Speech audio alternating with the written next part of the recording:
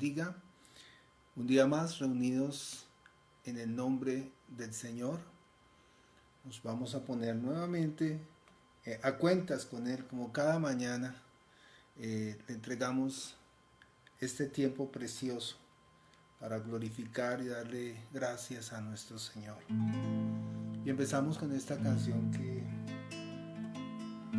yo quiero levantar a ti mis manos, maravilloso Jesús, poderoso Señor.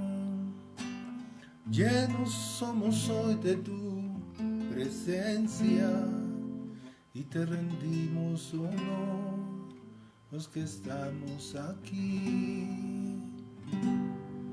Creo en ti, Jesús, y lo que has hecho en mí. Yo creo en ti, Jesús, y lo que has hecho en mí, en mí.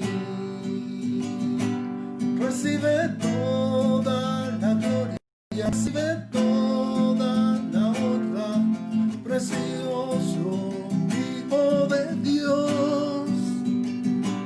Recibe toda la gloria, toda la honra, precioso Hijo de Dios.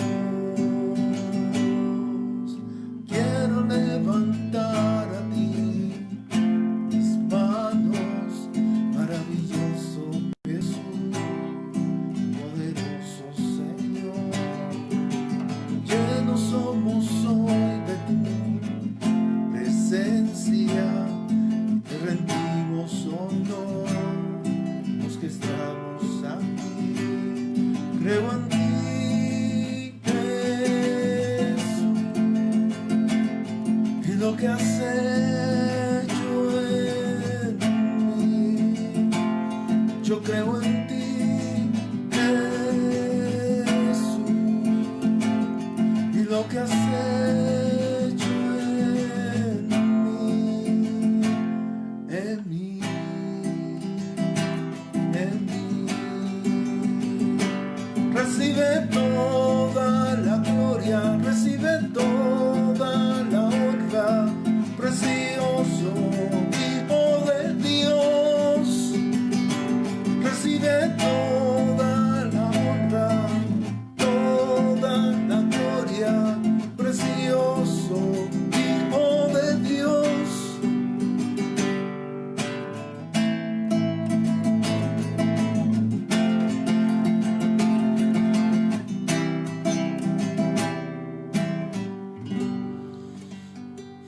Gracias, Dios, te damos en esta mañana por tu palabra, que es la verdad, Señor. Tu palabra es poderosa, tu palabra es la que nos sostiene, la que nos levanta, tu palabra es la que nos vivifica. Señor, gracias por tu palabra, porque nos instruye, nos guía a toda la verdad, Señor. Nosotros necesitamos, Señor, ceñirnos ante tu palabra. No es lo que nosotros queramos, no es lo que nosotros pensemos, es lo que tú estableces, Señor. Gracias, Señor, porque la has dejado plasmada. ¿Qué sería de nosotros si no estuviéramos tu palabra en este momento, Señor? Si aún así cada cual hace lo que le parece o lo que quiere, Señor, imaginémonos si no tuviéramos tu palabra plasmada enfrente de nuestros ojos. Estaríamos tan perdidos, Señor. Estaríamos totalmente desviados, Señor. Por eso te damos gracias en esta mañana, porque nos permites una vez más reunirnos en tu nombre, y compartirla y enseñarla, y permitir que sea tu Espíritu Santo que obre en nosotros como vasos de barro, vasos totalmente vacíos, Señor, pero llenos con tu Espíritu Santo, que sea nada de nosotros y todo de ti, Señor. Unge mi boca, Señor. Obra con tu Espíritu Santo y que seas tú tomando de lo que tú has plasmado en tu palabra y dándonoslo a conocer en esta mañana. Te lo pedimos y rogamos en el nombre de tu Hijo Jesucristo. Amén y amén. Muy buenos días, amados. Estamos una vez más conectados y en la presencia del Señor. Saludamos pues a las personas que están conectadas a través de la internet. Yo veo por ahí a doña Edna, veo doña Rosa, y bueno, no estoy muy viendo bien esta mañana, entonces no voy a leer estos mensajes. Bueno, vamos a dar inicio a la lectura del día de hoy. Hoy la lectura la tenemos en el libro de Mateo, capítulo 9, versículo 9 al 13. Y dice la palabra del Señor así. Pasando Jesús de allí, vio a un hombre llamado Mateo, que estaba sentado en el banco de los tributos públicos, y le dijo, sígueme. Y se levantó y le siguió. Y aconteció que estando él sentado en la mesa, en la casa, he aquí que muchos publicanos y pecadores que habían venido se sentaron juntamente a la mesa con Jesús y sus discípulos. Cuando vieron esto, los fariseos dijeron a los discípulos, ¿por qué vuestro maestro come con publicanos y pecadores? Al oír esto, Jesús les dijo, los sanos no tienen necesidad de médicos, sino los enfermos. Id pues y aprended lo que significa misericordia quiero y no sacrificio, porque no he venido a llamar a justos, sino a pecadores al arrepentimiento. Amén. Esta porción de la Biblia, esta enseñanza que el Señor Jesucristo nos está regalando el día de hoy, es tan importante porque, fíjese, el Señor nos está mostrando, ¿sí?, que Él pasó por el lado del banco de los tributos y se encuentra con este personaje que se llama Mateo. En el Evangelio de Marcos aparece como Leví y le dice, sígueme.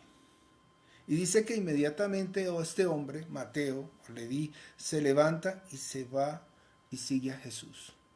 Bueno, pues eso es lo que cada uno de nosotros debería hacer, ¿cierto? Cada vez que nosotros leemos las Escrituras, básicamente lo que estamos escuchando en la palabra del Señor, en todos los evangelios es, sígueme, porque todos los evangelios están hablando de lo mismo.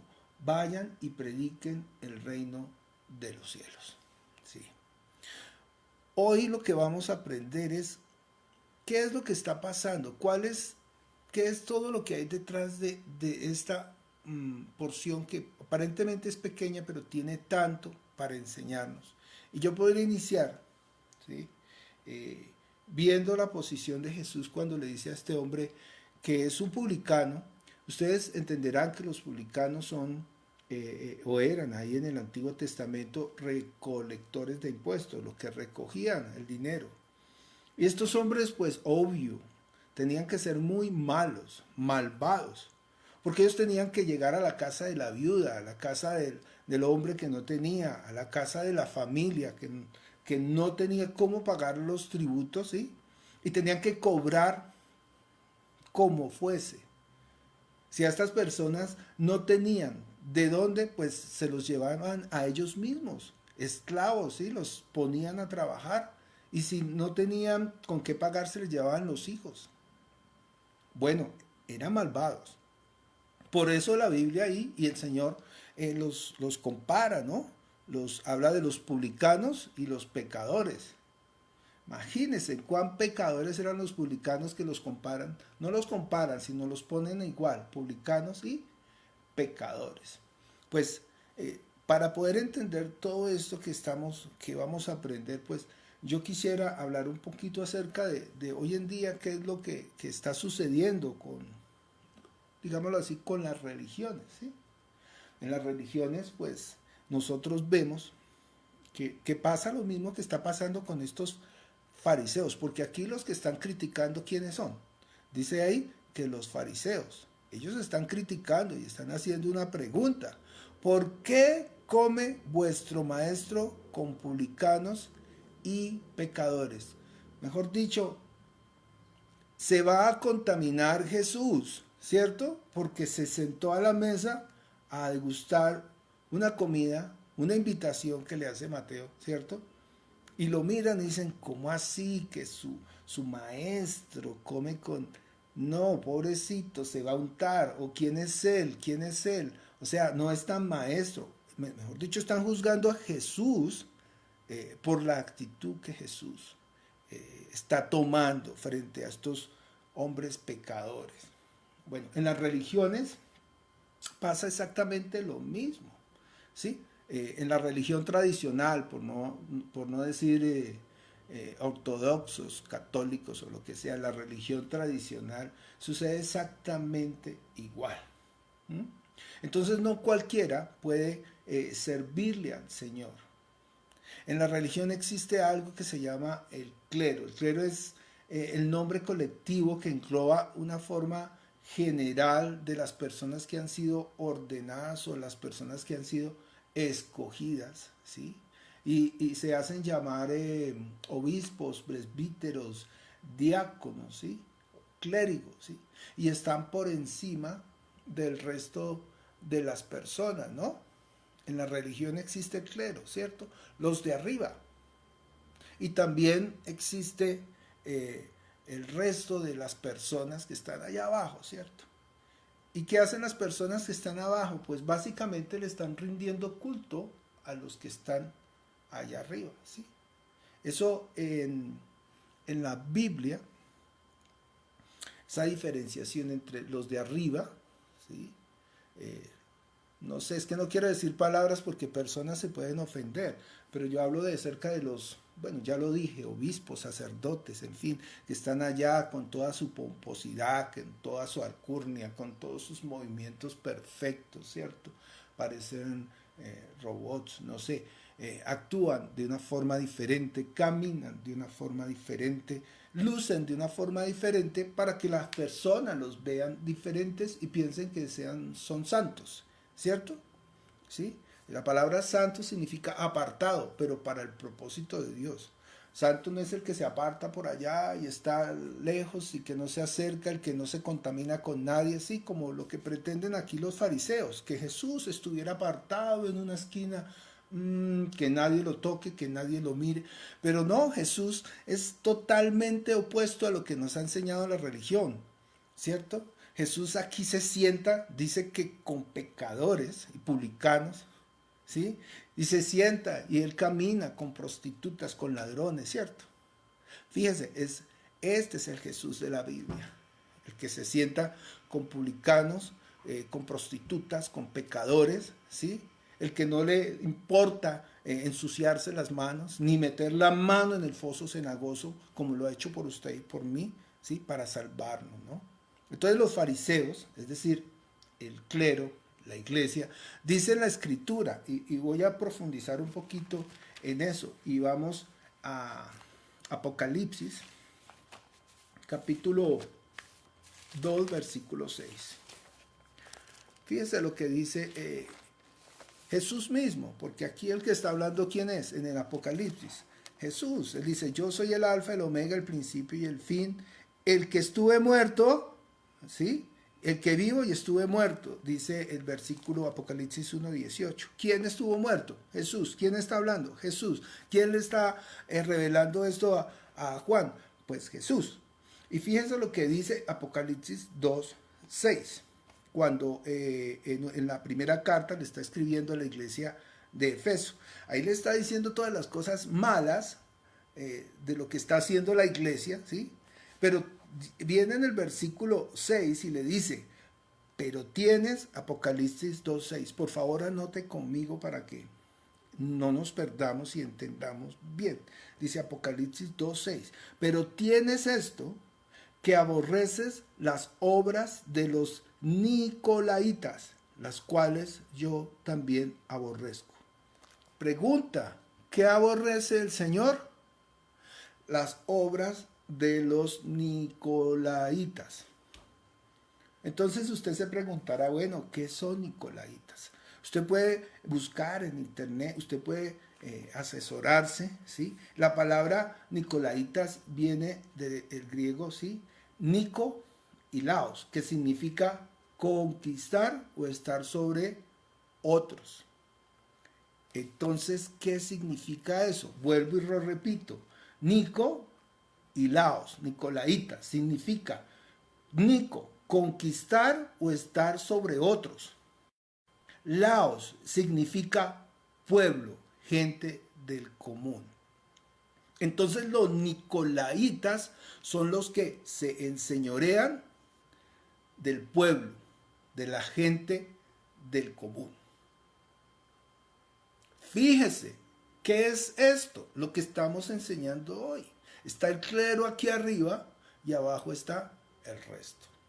¿Sí? ¿Y qué dice Jesús? Porque es Jesús, repito, el que está revelándole a Juan todo esto.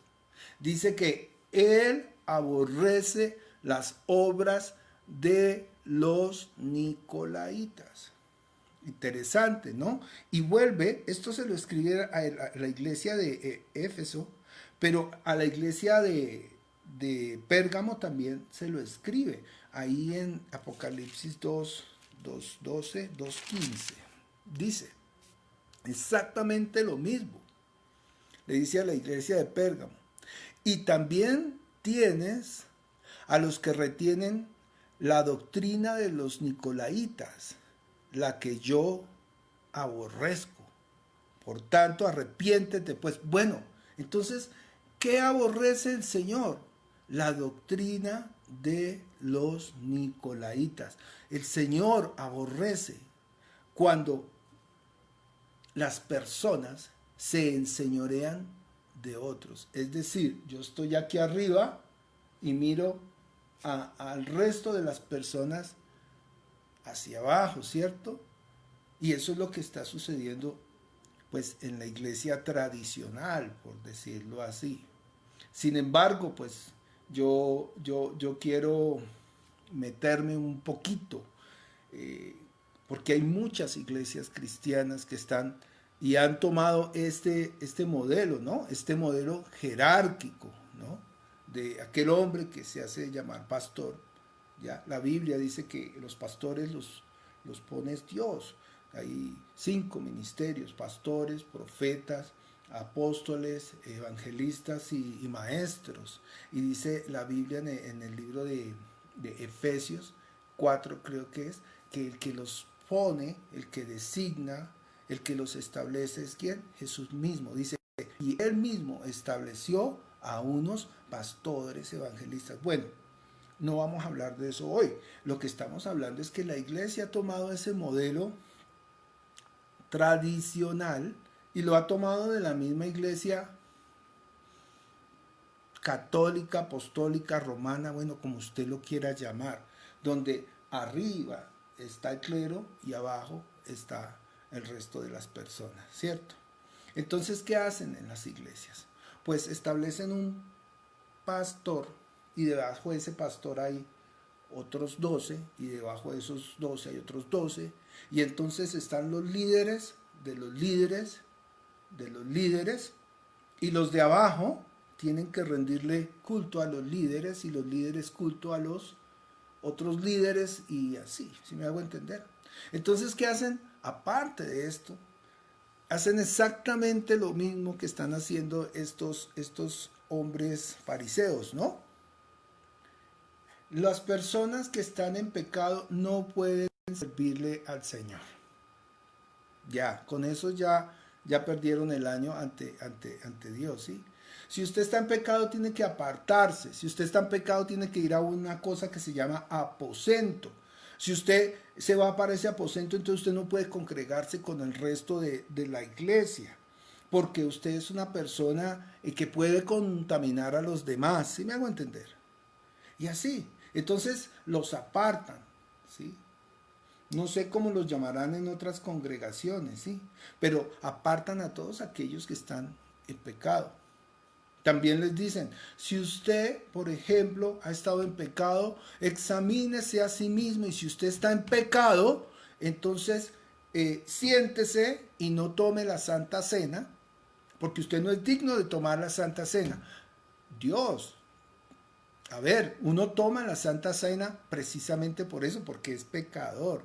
Es decir, si alguien, si los que están en pecado no pueden tomar la Santa Cena, entonces hasta el pastor, todo el mundo tiene que irse para la casa, porque no hay nada que hacer, porque la Biblia dice que por cuanto todos pecaron, todos están destituidos de la gloria de Dios, todos somos pecadores. El único que no ha cometido pecado es Jesús. Entonces esas mismas iglesias tendrían que volverse aposentos todos, porque todos, absolutamente todos son pecadores. Cuidado, vienes a la iglesia en pecado porque vas a contaminar el resto de la congregación.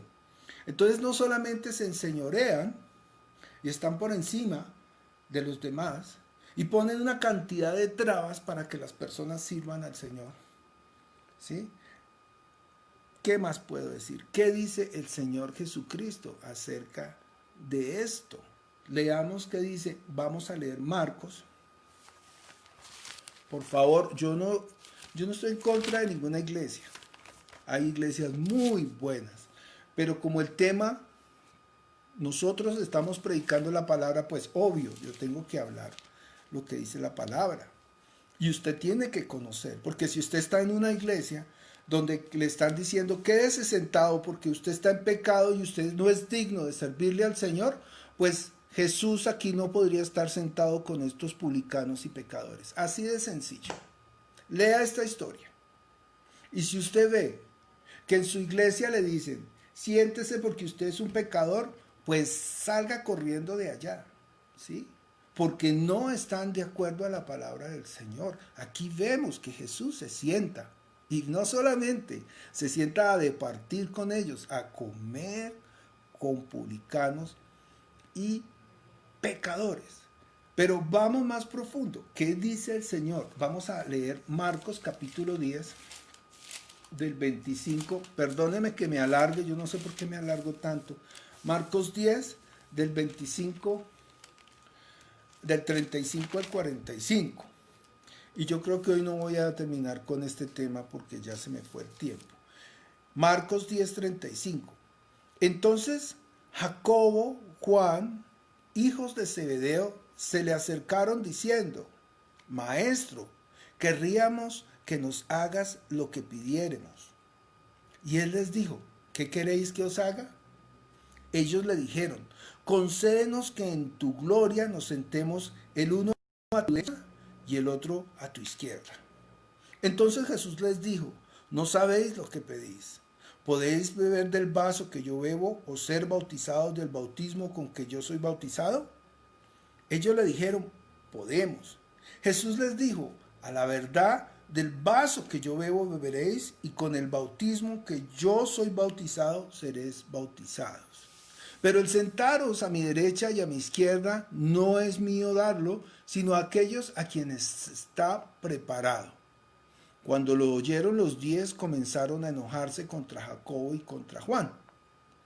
Y aquí está lo importante y por lo que estamos leyendo esta parte. Mas Jesús, llamándolo, les dijo, ¿sabéis que los que son tenidos por gobernantes de las naciones se enseñorean de ellas y sus grandes ejercen sobre ellas potestad? Pero no será así entre vosotros, sino el que quiera hacerse grande entre vosotros será vuestro servidor. Y el que de vosotras quiera ser el primero será siervo de todos. Porque el Hijo del Hombre no vino para ser servido, sino para servir y dar la vida en rescate por muchos. Más claro no canta un gallo. Lo está explicando Jesús. Y vuelvo y lo leo. Dice Jesús, salió de la boca de Dios. Sabes que los que son tenidos por gobernantes de las naciones, ¿sé qué?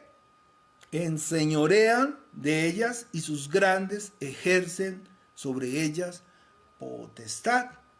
Pero no será así entre vosotros, sino el que quiera hacerse grande entre vosotros será vuestro servidor. En la iglesia del Señor no hay líderes. Por favor, entendamos eso.